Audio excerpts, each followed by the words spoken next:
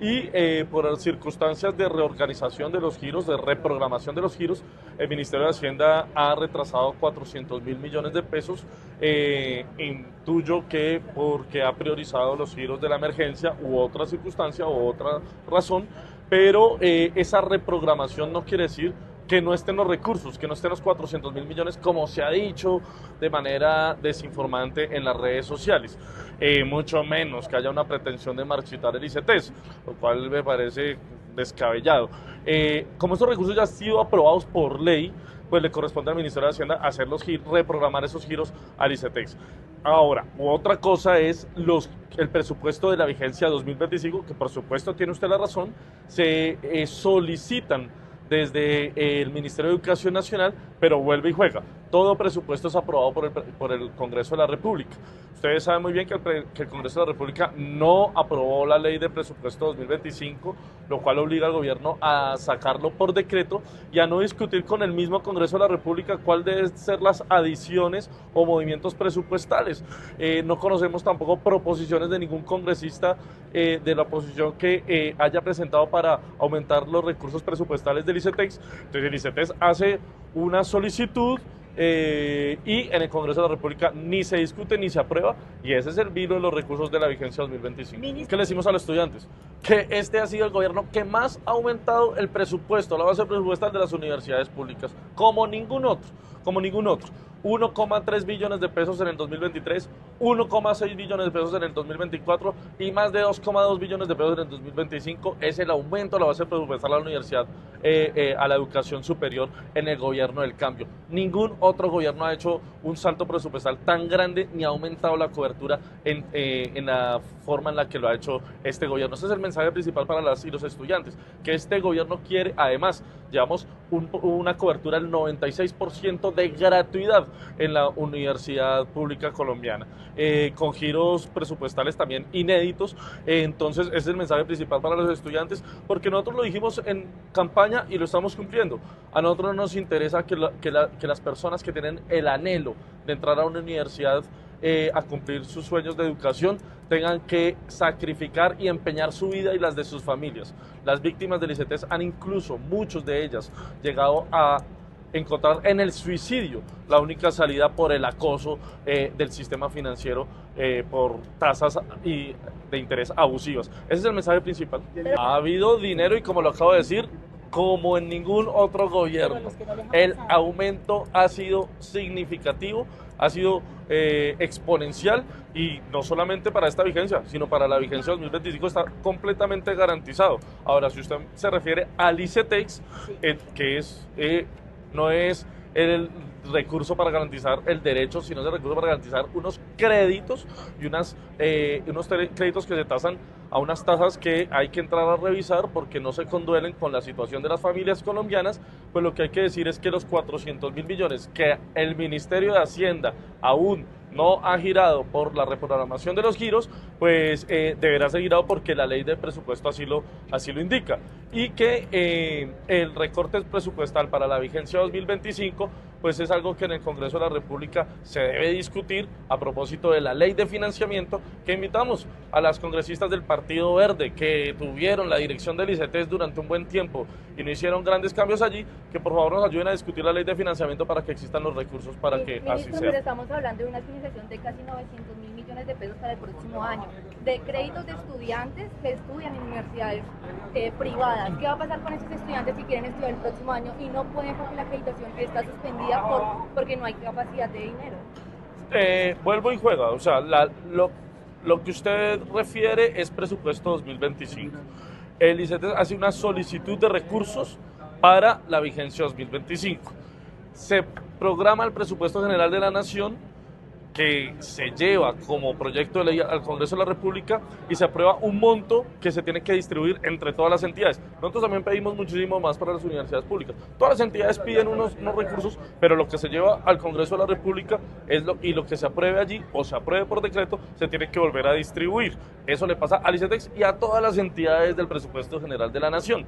Entonces, Aquí hay que volver a tirar la pelota y a decir, si el Congreso de la República aprueba la ley de financiamiento para lograr un presupuesto general de la nación más balanceado, no solamente el ICETEX, porque el ICETEX, insisto, es una entidad financiera vinculada al Ministerio de Hacienda, es decir, es un banco que presta, pero no solamente a esa entidad, sino a las universidades públicas que tienen otra naturaleza, garantizan el derecho de forma gratuita, y fíjese usted que será mejor para cualquier estudiante pobre o de clase media, pues tendrá mayores recursos. Pero aún, si el Congreso de la República insiste en no discutir ni la ley de financiamiento ni el presupuesto general de la nación, nuestra principal labor será garantizar los recursos de la educación superior. Ministro, ¿reforma al ICETEX o no?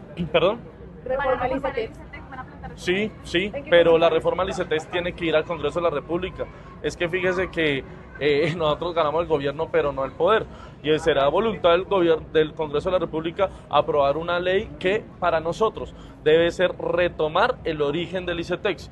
Hoy una senadora decía, el ICETEX que desde el 50 y ahora lo estamos marchitando ni mucho menos. Pero si la senadora lee la historia del ICETEX, entenderá que nació como una entidad para garantizar el estudio de los colombianos en el exterior, y queremos que esa vuelva a ser la naturaleza, no la de un banco abusivo que altera la tranquilidad de las familias más humildes de Colombia. ¿Cuándo se pasaría al Congreso esa propuesta de reforma al ICETEX? ¿Perdón? ¿Cuándo se pasaría al Congreso esa propuesta de reforma? La queremos construir con las víctimas del ICETEX para el primer semestre.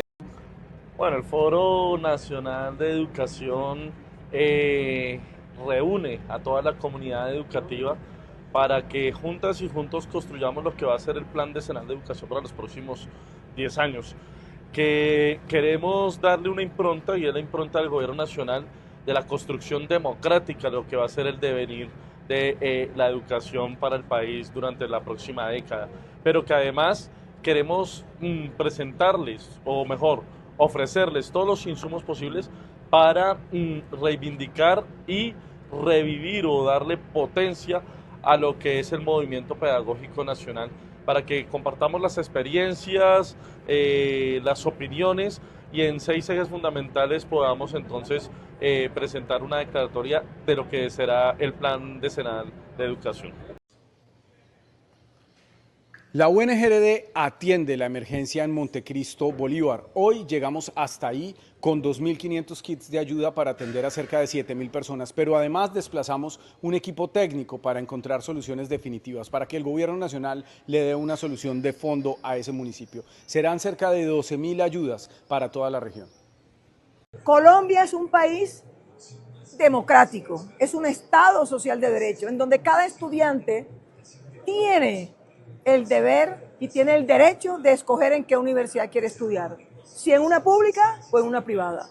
Y si los estudiantes, manejando su libre albedrío, quieren estudiar en una universidad privada, el Estado tiene que seguirle dando las condiciones para que pueda cumplir con ese anhelo de un futuro profesional que él quiere. Y para eso está el ICETEX. Esos créditos estudiantiles tienen que seguir dándose, y nosotros vamos a verificar las normas constitucionales y legales que garantizan ese derecho a cualquier ciudadano de nuestro país, y a mirar cómo lo están cumpliendo o no. Iremos a lo disciplinario cuando tratemos en las mesas de trabajo lograr que entiendan que hay que seguir garantizando ese derecho a estudiar donde quiera, cualquier estudiante de nuestro país, hasta tanto se consolide esa proyección de un banco y de una nueva institución financiera que se encargue de los créditos para estos estudiantes. Pero estaremos vigilantes para que lo que se haga en beneficio de los derechos de los estudiantes, que es lo que a nosotros nos corresponde como entidad órgano de control. Independientemente de la decisión de Estados Unidos, cumplida su condena en Estados Unidos, Simón Trinidad tiene que venir a cumplir con todos sus procesos y con todas sus condenas aquí en Colombia. Eso no está descartado, eso está claro. Y eso es lo que hasta hoy existe. Cumple su condena y tiene que venir a cumplir en Colombia y a responder por todas sus actuaciones. Yo quiero aclarar, para que Simón Trinidad dé aportes en Colombia en favor de las víctimas y ante la justicia transicional, no es necesario que esté en Colombia. Él desde donde está puede dar sus aportes perfectamente. Este es un tema más de soberanía y más de carácter político entre los estados y más de carácter Yo insisto, como representante de las víctimas que soy por disposición constitucional y por orden constitucional, que miremos muy bien la situación del país y la posición de las víctimas frente a las cantidades de actuaciones que él realizó como comandante de ese grupo ilegal, cómo vamos a quedar, porque debe responder ante Colombia por sus actuaciones y en eso estamos esperando todos que viniera luego de cumplir con su condena en Estados Unidos. Lo van a denunciar, Diego. Hoy 25 de enero. Bueno, ministro, usted otra vez volvió a hablar aquí de constituyente. ¿Es posible que se meta eso en una reforma política o cuál? No, hombre, pero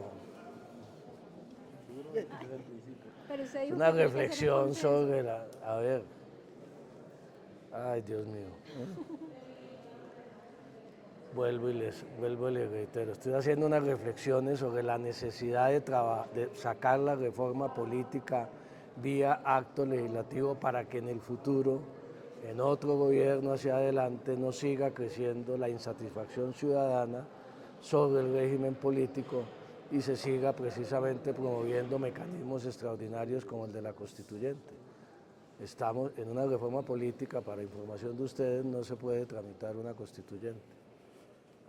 Se habla de la necesidad de una reforma a la política. ¿Cuáles son las consecuencias de no reformarla? Pues son muchas y las estamos viendo hoy. Tenemos un sistema político que no funciona, tenemos un sistema político que genera cada determinado tiempo una situación de financiación exorbitante de las campañas, de falta de controles, de escándalos de corrupción, de escándalos de financiación de campañas desde hace décadas en Colombia, y asistimos cada determinado tiempo a esos escándalos y no tomamos las decisiones de fondo para reformar el sistema político colombiano. Este Congreso lleva por lo menos 15 años en deuda con la reforma política. La invitación que estamos haciendo hoy es a que hagamos un gran acuerdo nacional y un consenso con una reforma política que recoja los tres elementos estructurales que debe tener cualquier reforma para cambiar el sistema. Lista única y cerrada de los partidos, con paridad de género y con democracia interna, financiación estatal de las campañas y una autoridad electoral independiente, autónoma, con dientes para combatir la corrupción. Señor ministro. Le cambio de tercio. ¿Se ha hablado de la posibilidad de que Armando Benedetti sea asesor del Ministerio del Interior? No, para nada. Estamos completos de asesores, muy bien. Listo, chao. Señor ministro, pero una última pregunta. Usted en la mañana le hacía una fuerte advertencia, decía que la responsabilidad de que no se haya logrado un acuerdo, no solo en este gobierno, sino en los anteriores, ha sido precisamente del grupo guerrillero y no del Estado. Pues es que es como muy sencillo, ¿no? El ELN ha estado 25 o 30 años negociando con todos los gobiernos. No puede ser que la falta de un acuerdo sea responsabilidad de gobiernos que ha habido de derecha, de izquierda, de centro, que la falta de acuerdos pues, entonces sea responsabilidad de ellos y no de una guerrilla que no toma la decisión unificada y definitiva de abandonar las armas. Yo he venido sosteniendo que al ELN parece interesarle más la mesa de negociaciones que la paz de Colombia. Y mientras no tomen esa decisión, pues va a ser muy difícil avanzar en los acuerdos. Yo creo que el ELN no, está perdiendo, y también lo dije ahora en la mañana, es una invitación al ELN a que no dilapide una última oportunidad de avanzar la paz en Colombia con un gobierno de izquierda democrática, que haga gestos de paz, que tome decisiones de paz, hechos de paz, y que no siga tomando el pelo como hasta el momento lo ha hecho, no al gobierno del presidente Petro, sino al pueblo colombiano. Pero ministro, ¿por qué los ponentes? No, me está chiviando. Ponente Ferney Silva, Miguel Ángel Pinto también coordinador ponente y Fabián Díaz también coordinador ponente, son 12 total de la comisión. ¿Qué espera el debate? Pues yo lo que espero es, la reforma laboral se ha venido ajustando, en la Cámara se ajustó bastante, tuvo unos consensos importantes, yo espero que se preserven en el Senado. Esperamos que comience la discusión por parte de los ponentes, el gobierno está listo para ir a participar en esa discusión, a explicar la posición del gobierno y, como sucedió en la plenaria de la Cámara de Representantes, toda la disposición también para seguir ajustando y sacar la mejor reforma posible para los trabajadores y los empresarios de Colombia. Hemos firmado el pacto territorial Salvemos la Selva con el departamento del Guaviare.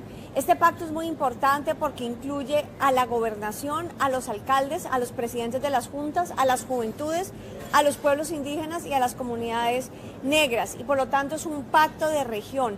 En el pacto nos decidimos conjuntamente a un ordenamiento territorial que significa saber dónde están las reservas de ley segunda, dónde están los resguardos indígenas, resolver los traslapes territoriales que tenemos, también a fortalecer los derechos territoriales de todos los actores con claridad jurídica y tercero, establecer una economía forestal y la de biodiversidad que vaya precisamente recogiendo esa ganadería que ha sido deforestada, que ha generado deforestación y sobre todo poder fortalecer la conservación ambiental como un proceso de voluntad y de vocación productiva para la región.